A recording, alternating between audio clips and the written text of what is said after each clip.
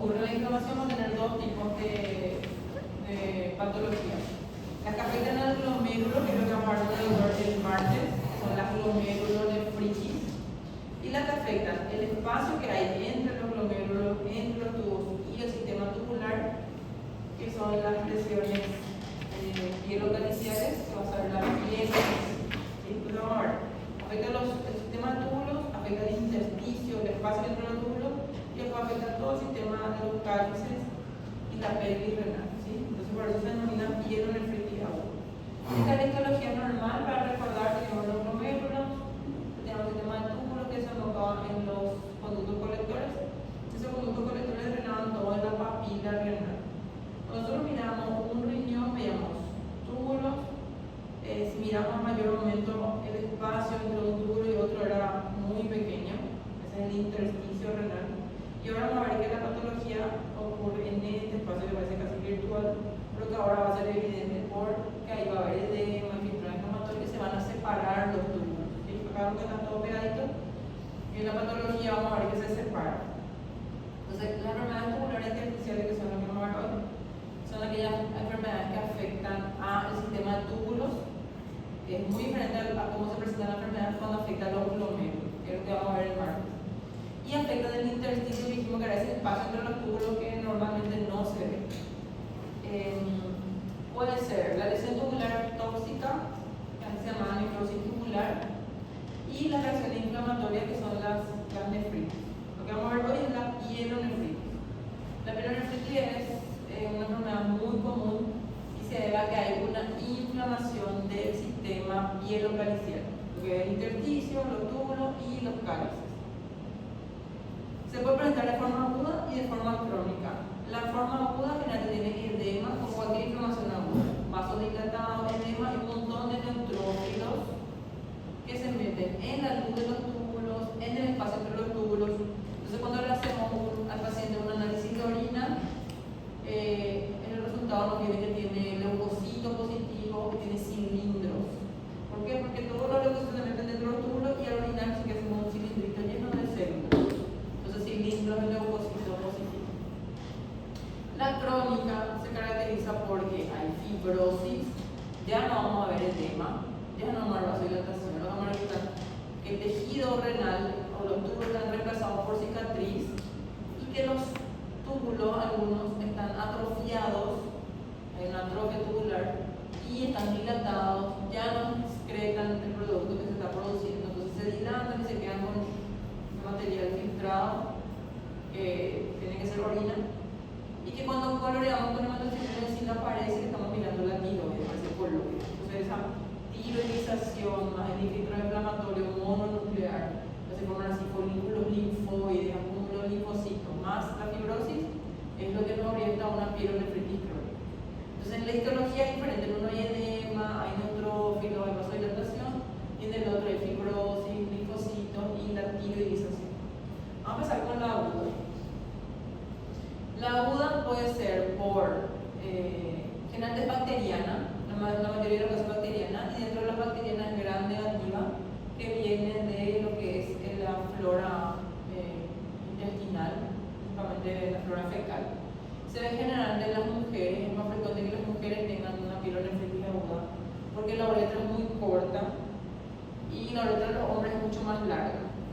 Lo otro es que la uretra de los hombres, al ser también parte de lo que es el conducto eyaculador, tiene un factor protector antibacteriano que no tiene la uretra femenina, no tiene esa presión prostática que le protege a la uretra masculina de las infecciones.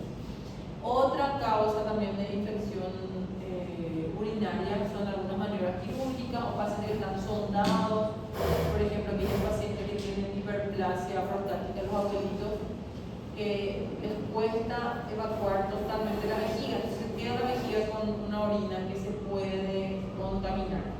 Normalmente hay volumen residual en la vejiga de orina que se puede contaminar, pero la orina nueva que viene del riñón, que es una orina estéril, le diluye, entonces no hay riesgo de infección. Pero en estos pacientes donde el volumen de orina residual es mayor, porque no pueden evacuar totalmente, que suele ver en la hiperplasia de próstata, con el embarazo, el volumen de orina contaminada es mayor que el volumen de orina estéril, entonces ahí se contamina la orina. Podemos tener un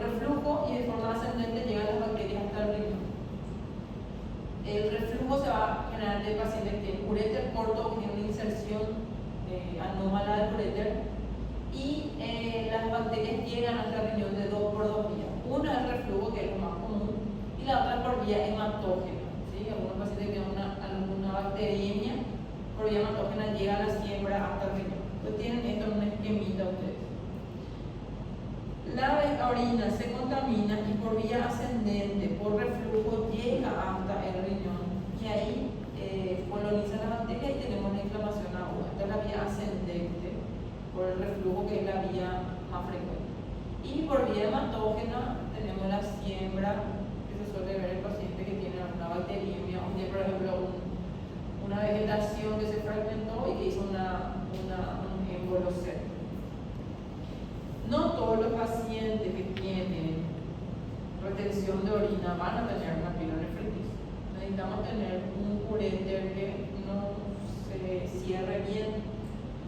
Lo normal es que la inserción del uréter sea diagonal y que la mucosa de la vejiga funcione como una válvula. Entonces, cuando se contrae la vejiga para vaciarse, esa mucosa, ese pliegue de la mucosa cierra la luz del uréter, entonces la orina no vuelve.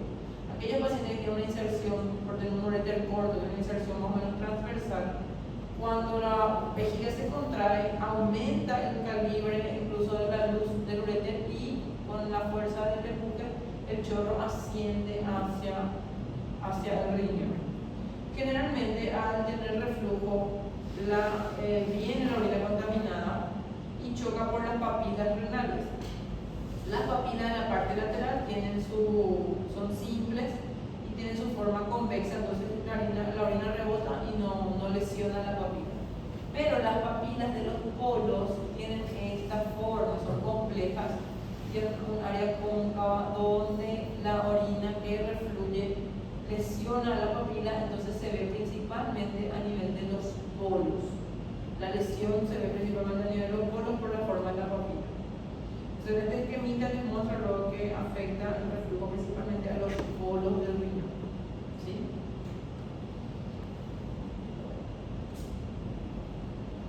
El hígado puede tener focos de pus cuando es esa bacteriemia, o cuando es por reflujo también puede hacer foquitos puntuales de pus.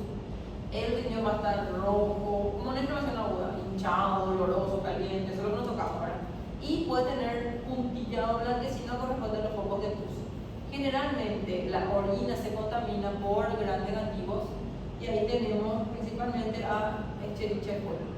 Algunos pacientes que tienen alguna alteración en la inmunidad pueden tener una inflamación por algunos virus que quedaron de forma latente, por ejemplo, citomegalovirus, y algunos pacientes que reciben un trasplante renal. Puede ser que el donador tenga un virus, que es el poliomavirus, que para el que tiene su inmunidad normal no causa ninguna patología. Pero el trasplantado, el que recibe el trasplante, tiene un tratamiento inmunosupresor para no rechazar el órgano donado. Entonces, ellos son pacientes inmunodeprimidos y en esos pacientes inmunodeprimidos desarrollan el virus, ahí ya no tiene ningún freno y desarrollan pielonefritis por este virus que suele ser muy común. ¿Sí? Y algunos hongos, los cándida, pueden llegar a colonizar el riñón. ¿Cómo vamos a ver la macro? En la superficie externa el riñón conserva todavía su forma, pero vamos a ver que tiene un puntillado blanquecino que van a ser los focos de pus. Y esto al corte, fíjense, se ve que hay vasodilatación, está más rojizo, y todos esos puntitos blanquitos o amarillentos corresponden a focos de pus. ¿Sí? Tenemos la superficie externa, se puede ver también así un puntillado rojizo de áreas como de foquitos de hemorragia. Y acá fíjense cómo los vasitos están dilatados, hay congestión vascular. O sea, se ve que hay congestión, está muy roja la médula, la pirámide renal. Y todos estos puntitos que ustedes ven acá son foquitos de pus. Fíjense que el riñón conserva su arquitectura. ¿Por qué les digo esto? Porque le voy a mostrar una crónica que se pierde totalmente la arquitectura. Acá tengo mi lóbulo renal que tiene mi pirámide, la columna de Bertin, la corteza. Es un riñón, solo que tiene foquitos de pus. Enseguida vamos a ver la crónica como toda esta arquitectura se pierde porque se reemplaza por fibrosis y cicatriz. En la microscopía el infiltrado inflamatorio es neutrofílico, infiltrado inflamatorio agudo, hay neutrófilo en la luz de los túbulos y puede haber necrosis en algunos túbulos. Entonces vemos el túbulo dilatado, fíjense, en la luz de los túbulos hay neutrófilo, el espacio entre un túbulo y otro hay edema, se ve acá, separado de la célula, y el infiltrado polimorfo nuclear. Entre la luz de otro túbulo y se puede ver la presencia de los neutrófilos. Cuando veamos un riñón normal, veamos otra vez para que comparen. No se veía el espacio entre un túbulo y otro. Si los túbulos están así pegaditos, espalda con espalda, acá no se ve el espacio. En cambio ahora, cuando tenemos una inflamación, tenemos el edema que separa las células. Acá hay un túbulo, acá hay un espacio enorme, acá está otro túbulo, acá hay un espacio, acá otro túbulo, están separados. ¿Por qué? Porque hay líquido de edema y también porque están las células inflamatorias en el intersticio y en la luz de los túbulos. Y estos neutrófilos que están en los tubos adoptan la forma del tubo. Entonces cuando se orina forman cilindros en leucocitos. Acá tenemos otro ejemplo que se llama glomérulo y acá se ve el espacio. ¿Sí? Se forma un absceso, acá está una colonia bacteriana y acá se ve la presencia de los numerosos neutrófilos ocupando el espacio. Acá se puede ver un glomérulo. Estos son túbulos, fíjense, tienen neutrófilo en la luz, hay dilatación vascular, hay edema, están separaditos los túbulos entre ellos. Todo esto es característico de la pielonefritis aguda. Aquí tenemos otro túbulo colector lleno de neutrófilos que está formando el cilindro leucocito, que es lo que se va a ver después del análisis de orina. La pielonefritis aguda puede complicarse con abscesos. Los abscesos son focos de necrosis lipoefactiva. Y en los pacientes diabéticos o que tienen alguna alteración por consumo de antiinflamatorios, también pueden hacer esta complicación que se llama la necrosis papilar. La papila se necrosa, después se rompe esa papila y va hasta el ureter, y ahí a veces funciona como si fuera una piedra y hace un cólico renal del paciente. Podemos tener también pionefrosis, que es que todos los cálices y la pelvis se llenan de pus, y los abscesos, como les dije, que van a estar formando foquitos de pus. Acá tenemos otro ejemplo de necrosis papilar. Acá tiene que estar la papila, pero esta papila se necrosó, se está desprendiendo y a veces funciona como una litiasis, un cálculo. Y acá tenemos otras papilas que están desprendiendo, que se murieron. Ocurre generalmente en pacientes que tienen pielonefritis aguda y que tienen una patología básica como la diabetes o que tienen abuso analgésico, que lo que hacen es inhibir la irrigación correcta de la papila y mueren por necrosis coagulativa. Acá pueden ver el fantasma de la papila, ¿sí? Una necrosis papilar. Acá tenemos inflamación y toda esta papila pálida que ven acá, mira, tiene núcleos, murió por necrosis coagulativa. Entonces, esa necrosis papilar hace que se desprenda la papila y el paciente consulta por cólicos renales. En la clínica el paciente va a tener fiebre porque está con focos de pus, tiene fiebre, puede tener malestar general, puede tener dolor, a veces la palpación se le hace el examen físico y grita dolor al paciente. En la orina va a tener presencia de leucocitos, puede tener presencia de pus, puede tener colonias bacterianas que en los cultivos van a crecer. ¿Quiénes son los que suelen tener esta patología? Son pacientes que tienen alguna alteración en el vaciamiento de la vejiga, que puede ser, por ejemplo, embarazo, los pacientes que tienen hiperplasia de próstata, aquellos pacientes que tienen reflujo porque tienen un ureter mal insertado, aquellos pacientes que tienen, por ejemplo, una sonda vesical, aquellos pacientes que tienen una obstrucción, ya sea por una obstrucción adquirida, postquirúrgica o puede ser congénita. Se ve que es mucho más frecuente en las mujeres por la longitud de la uretra, y pacientes que tienen diabetes mellitus o una inmunosupresión.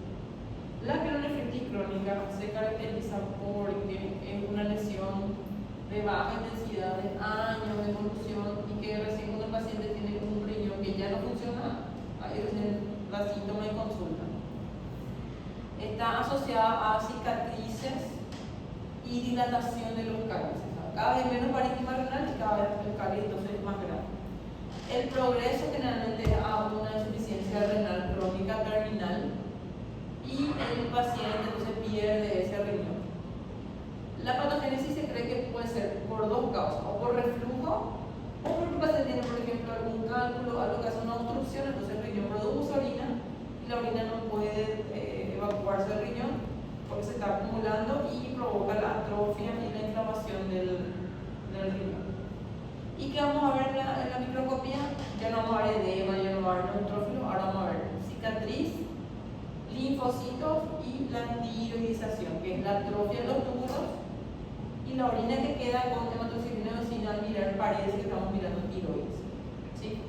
Dos formas, por reflujo en aquellos pacientes que tienen el uréter corto y la inserción entonces anómala, y los que tienen una obstrucción, ¿sí? Por un cálculo o por algún tumor que obstruye el uréter, entonces se forma la orina y no se puede drenar y eso hace que haya acumulación de orina y ahí sí todas las papilas se ven comprometidas. Supone que la aguda era principalmente los polos, acá todas las papilas se ven comprometidas y empieza a atrofiarse el parénquima renal y empieza a deformarse. Entonces, cuando es por reflujo los polos, como vimos hace rato, pero cuando es por obstrucción todas las papilas, y eso hace que el riñón, que antes tenía corteza, médula, ahora se atrofie, que poquísimo parénquima renal, los cálices se dilaten, el paciente tenga algo que se llama la hidronefrosis. En la macroscopía, fíjense cómo el riñón se deforma. Cuando vimos hace rato pielonefritis aguda, el riñoncito tenía su forma normal. Acá tiene cicatrices, ¿sí? Y también se atrofia. Fíjense, acá está la grasa del ilio y el riñón es mucho más chiquitito. Acá tenemos la grasa del ilio y el riñón se atrofia. Fíjense las cicatrices enormes que tiene. Y al corte, esto no le queda del riñón, estos son todos cálices dilatados. Solamente esta partecita queda del riñón. Fíjense la superficie externa como está totalmente deformado, con múltiples cicatrices. Esto es algo que ocurre en meses, años, no es algo agudo de horas o días. La superficie externa con deformidad, cicatrices y el corte. Fíjense cómo está súper dilatado los cálices y cómo el parénquima renal va a la atrofia. En la histología, si nosotros miramos esta parte, parece que estamos mirando tiroides, ¿verdad? Parece que estamos viendo un coloide. Pero son en realidad túbulos renales atrofiados y la orina que quedó ahí estancada se colorea de esa forma con hematoxilina y parece una tiroides. Hay algunos túbulos libertables, pero eso fue toda la atrofia. Si yo les muestro esta imagen van a pensar que estamos mirando tiroides, pero son los túbulos. Acá hay unos túbulos que no están todavía tan atrofiados, esto es fibrosis y estos son mis linfocitos, mi infiltrado inflamatorio mononuclear. Se puede ver, esta es la pared del glomérulo, el infiltrado mononuclear, pocos túbulos quedan y los pocos túbulos que quedan están atróficos. ¿Sí? Acá tenemos los glomérulos, todos estos son linfocitos y estos son túbulos que forman acá el infiltrado que parece que estamos mirando tiroides. Ese aspecto de tiroidización es característico de la pielonefritis crónica, eso no se ve en la aguda. ¿Sí? Algunos glomérulos después por los meses pueden ir también a la hialinización, o sea que se reemplazan por una cicatriz. ¿Por qué? Porque todos sus túbulos, los túbulos que le drenaban ya no están. Entonces el glomérulo se atrofia y se reemplaza por colágeno, por cicatriz. El cuadro clínico puede ser insidioso, puede tener unos episodios repetidos de fiebre, de dolor, pero siempre baja intensidad. Hasta que llega a el momento en que ese riñón ya no funciona y hace una insuficiencia renal crónica. Puede tener poliguria y nocturia, que es la falta de concentración de orina. Entonces se levanta 200 veces a la noche a orinar y orina muchísimo. Y en la radiografía vamos a ver que los riñones son asimétricos, que están deformados y puede tener bacteriuria, pero muy tardíamente. Hay una pielonefritis que se caracteriza porque tiene asociación a Proteus y porque tiene numerosos macrófagos con colesterol, pues se llama santo granulomatoso. ¿Se acuerdan cuando vimos acumulaciones en el primer semestre? La acumulación de colesterol en los macrófagos, por ejemplo, en la vesícula biliar era colesterolosis, en la piel eran xantomas, con X los xantomas, y en esta pielonefritis el infiltrado reumatoide se acompaña al macrófago con colesterol y tiene un color amarillo. ¿Por qué? Porque está lleno de líquido, ¿verdad? Y esto se llama santo granulomatoso. ¿Por qué es importante la pielonefritis? porque no puede confundir con un tumor que vamos a dentro de 2 semanas, que es el tumor de células claras que también tiene un área amarilla. Entonces nosotros vemos un riñón. Fíjense cómo quedó ya casi nada de parénquima, ¿verdad? Esto es pus, no se puede ver la pus. Y todo amarillo que se ve acá, todo amarillo que parece grasa. Esto también, todo amarillo que parece grasa. No puede confundir con un tumor de células claras. Esto está picado, como un absceso. Esto está picado. Y en la microscopía tenemos esto, macrófagos, con colesterol, ¿sí? Células escumosas, células inflamatorias y células escumosas. Entonces, esta pielonefritis sangranulomatosa no puede confundir con un tumor maligno que vamos a estudiar más adelante. Ustedes tienen el resumen entonces que la pielonefritis aguda y crónica está causada por la infección del riñón que es estéril, que puede ser por vía ascendente, que es lo más común, o por vía hematógena, que es más raro. Las bacterias generalmente son gran negativas porque son las de la flora fecal, y la inflamación puede ser también por micobacterias, etcétera, pero son más raras. La crónica es cuando hay ya anomalías que producen reflujo, puede ser una obstrucción, y la crónica se caracteriza porque el riñón está deformado, con múltiples cicatrices, con atrofia, y el paciente ya consulta en estadio cuando ya el riñón ya no es funcional, ¿sí? Entonces, para resumir, el riñón normal puede tener inflamación aguda o crónica. La vía de inflamación puede ser ascendente o hematómica. Los factores que predisponen a la pielonefritis aguda son la obstrucción tanto a nivel del sistema del uréter como de la uretra, ¿sí?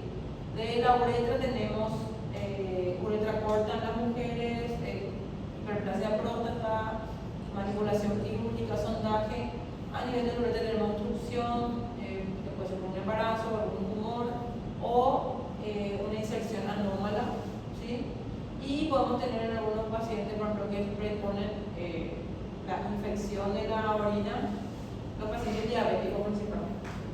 La macro y la micro de la aguda y la crónica es totalmente diferente. En la aguda el riñón tiene su forma normal, solo que va a tener los vasos dilatados y tiene los dos puntos del tubo. En la microscopía los túbulos están separados, llenos de neutrófilos, hay edema entre los túbulos. En la crónica, fíjense, el riñón está deformado, el sistema pielonefritis dilatado, hay atrofia del parénquima renal. Y en la microscopía vamos a ver la pielonización y vamos a ver un infiltrado inflamatorio mononuclear. Acá ya no hay edema, acá ya no hay neutrófilo. ¿Está bien? Bueno, aceleré para que se puedan ir a dormir. Gracias, bueno, y el martes vamos a ver entonces las patologías que afectan al glomérulo, y esa es súper larga porque se afecta la membrana basal, se afecta el clorocito del díscito del podocito, se afecta el capilar, es larguísimo, es larguísimo. Así que tomen su toddy. Más que hígado. Más que hígado. No puede ser. Así que prepárense.